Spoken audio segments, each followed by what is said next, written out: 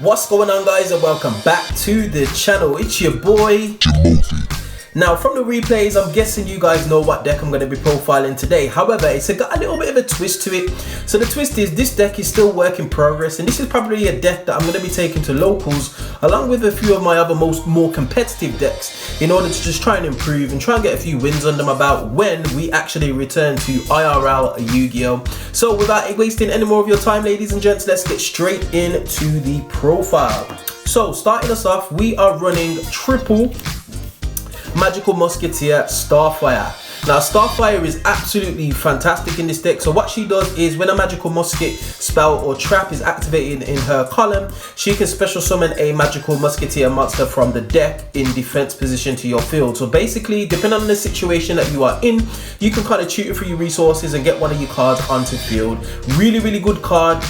Definitely a free of in my opinion. Now, ladies and gents, if you didn't know, a lot of the magical musket cards, in fact all of the main deck ones as well as the link monster, allows you to play magical musket spells and traps from your hand as quick effects, ladies and gents. And if you play it in the column, they all have effects that trigger once you've activated that card. So definitely a free of in my opinion. Moving on, we have triple magical musketeer Casper.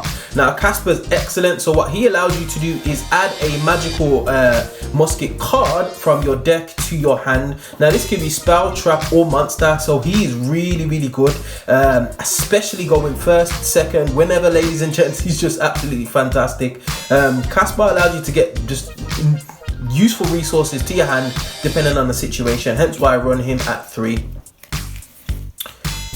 Next up, we are running triple Magical Musketeer Kid Brave. Now, ladies and gents, if you didn't know, I actually want a little bit of help with this deck because I've been messing around with the ratios and I haven't found the correct ratio in my opinion. So I'm playing 3 Kid Brave.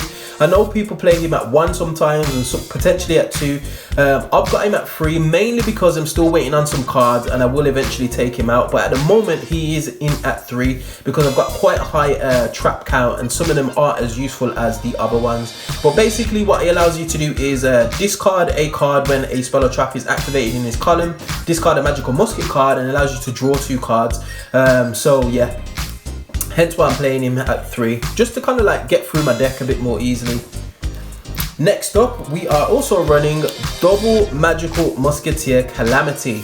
Now, the reason why I'm running double Musketeer Calamity is mainly because she's a level 4, which allows me to go into some rank 4 plays. You can get away with running her at 1, and when my other cards do arrive, I will be running her at 1. So what she allows you to do is when a spell or trap's activated in her column, she gets to special summon a magical musket monster from your graveyard onto the field in defense position. So really useful. But again, I mainly play her because of a level 4. She's really good late game actually.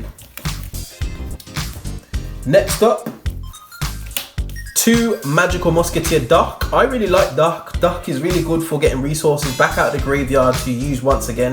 So he allows you to add a spell or trap from your graveyard back to your hand, but not a spell or trap that was activated in its column. So for example, if you activate a magical musket spell, you can get another spell with a different name from your graveyard to your hand. So really good in that sense. Hence why I'm running him at 2. Again, I could play with these ratios. These could be potentially dropped to 1. Next up, we are playing 1 Magical Musketeer Wild and 1 Magical Musketeer Zakiel.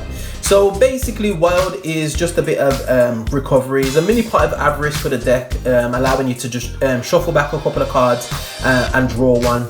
Magical Musketeer Zakiel, easy summon, especially if you've got some of the traps to go with him. And what he allows you to do is add magical musket spells or traps equal to the number of spells or traps that were activated once he was on the field. So he does plus quite a lot, ladies and gents. Hence why I'm running these 2 at 1. Again, these 2 can be removed, ladies and gents, but we'll get to that at the end of the video.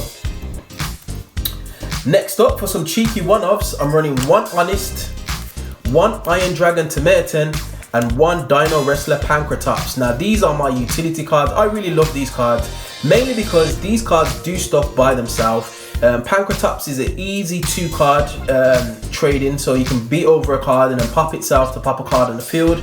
Iron Dragon to Merton is a nice easy soft lock, as well as a cheeky little tech, especially when you're putting down a magical musket spell or trap in a column. If it's got another card in that column, you can easily quickly special summon this card from your hand. So really good card. I really like Iron Dragon to Merton in this build.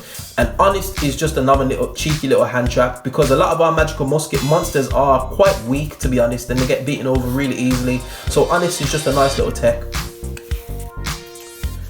Right, onto the spells or traps. One of the most important and most fantastic spells and trap in this deck is Magical Musket Cross Domination. So what this card allows you to do is you target a monster face up on the field, and you can reduce its attack and defense to 0, as well as negate its effects. This card is fantastic, ladies and gentlemen. It's a walk-in effect veiler. It's just all round. It all round encompasses this deck, and it's really good. Hence why I'm running it at 3. Can start plays. It's just great. Next up, we are running 1 Magical Musket Steady Hand. So this basically doubles the attack of any magical musket monster, but it can't attack directly. However, it can come in useful again, just to boost up one of your magical musket monsters, because again, like I said previously, they are really weak. And then for some utility, we are running triple Call by the Grave. Nothing really needs to be said about that. We are also running triple Super Polymerization. So Super Poly, as well as 2 Twin Twister, got the other one in the side deck, and 1 Double or Nothing. You know why that is here, ladies and gents. Nothing more needs to be said about that for sure. I seem to draw this card a lot. I think this is like magnet. It just always ends up in your hand. I don't know how it does that. Right, moving on to the traps. We are running triple Magical Musket Desperado. This card is great disruption tool. Basically, you can activate it and pop one face-up card on the field, spell or trap. So great removal, ladies and gents. Love seeing this card, hence why I play it at 3. Again, all of these are quick effects, so basically hand traps. So you can just use them whenever, as long as you got a musket card on the field. We also have 2 Magical Musket Last Stands. I am waiting on the 3rd one, but it's proven a little bit difficult to get hold of. But definitely, potentially a 3 of, but I'm running it at 2 at the moment. It seems to be doing pretty well, because you're able to recycle it pretty quickly, pretty easily anyway. So 2 Magical Musket Last Stand. We are also running 2 Magical Musket Dancing Needle. This is really good, especially in today's format where the graveyard is just like a 3rd hand or a 2nd hand basically. So what this card allows you to do is banish cards from your opponent's graveyard. Well, 3 cards from your opponent's graveyard. Simple as that. It's a triple DD Crow. So double Magical Musket Dancing Needle. We are also running 1 Magical Musket Fiendish Steel and 1 Magical Musket Crooked Crown. So basically what these cards do is allow an easy free special summon from your hand, and allows your magical musket monsters not to be destroyed by card effects. So yeah, bit of utility there.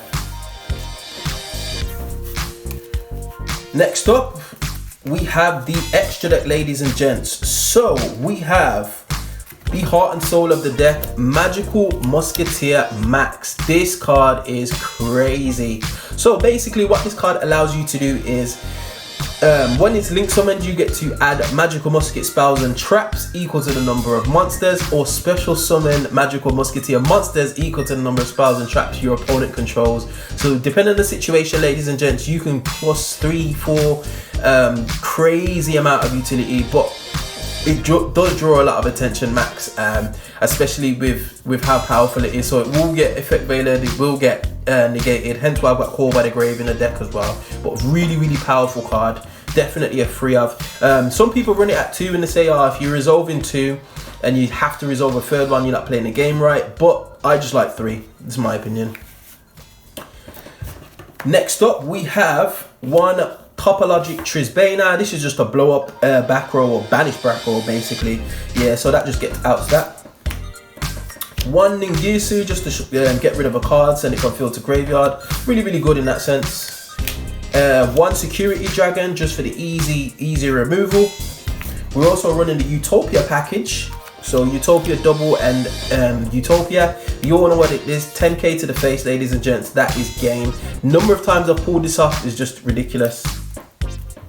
Also, we are running one Abyss Dweller and one DDD Stone King. This is simply a placeholder. I will remove this from the deck when my cards arrive, ladies and gents. But yeah, Abyss Dweller just to stall out, try and hit some of those graveyard reliant decks and stall out.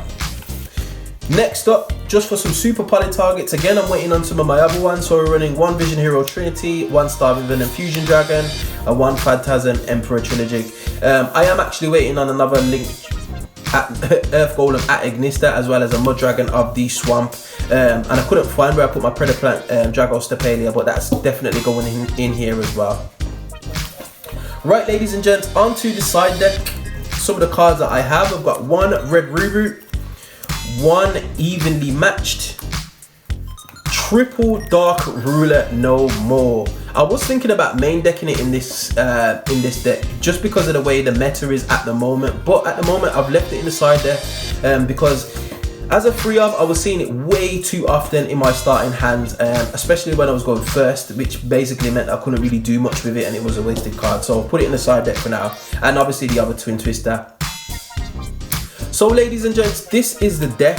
Now, like I was saying earlier, this deck is by no means the finished article, and I'm actually looking for some help off you guys. So what I would like you to do is just get at me with your suggestions below on what cards I could potentially include or remove just to enhance this deck. Because like I said, as soon as Locals comes back, I'm looking to take this along with my Synchro deck and potentially my Hero deck just to try and do a few things and just test it out in person.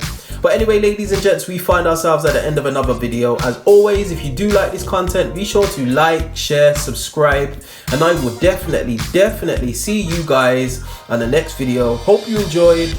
Peace.